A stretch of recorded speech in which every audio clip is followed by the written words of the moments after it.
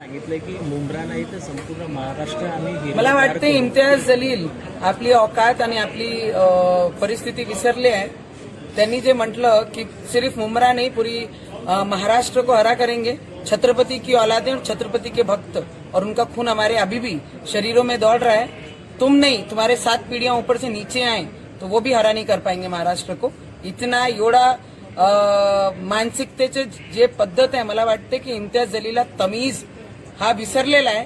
आम्ही मायनॉरिटी म्हणून, अल्पसंख्याक म्हणून या देशामध्ये त्यांना आपले घरामध्ये, आपल्या देशामध्ये खपून घेत आहे. त्याचा अर्थ हे नाही की सगळ्यांनी बांगड्या घालून बसलेले आहे. ज्या दिवशी आम्हाला दाखवण्याची वेळ आली तर 15 सेकंड आजही काफी आहे.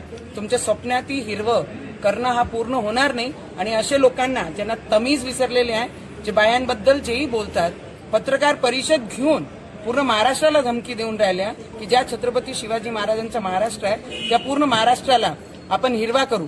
तर तुमच्या धमक्याला आम्ही भीक सुद्धा घालत नाही. इम्तियाज जलील, लक्षात ठेवा, तुम्ही ज्या शहरात राहतात त्या शहराचं नाव संभाजी महाराजांच्या नावाने दिलेला शहर आहे. आणि तुम्ही जर बदतमीजी सोडली नाही आणि महिलाबद्दल आणि या महाराष्ट्राबद्दल अशब्द बोलणं सोडलं नाही तर तुम्हाला या पूर्ण महाराष्ट्रामध्ये जिल्ह्यामध्ये हिंडण्यासाठी किती त्रास होईल तुम्ही लक्षात आणून घ्या एकदा. त्याचं जर एक ही जगह तुम जिले में घूम पाए, मेरा नाम भी नवनीत राणा नहीं, तमीज में रहकर अपने काम करो.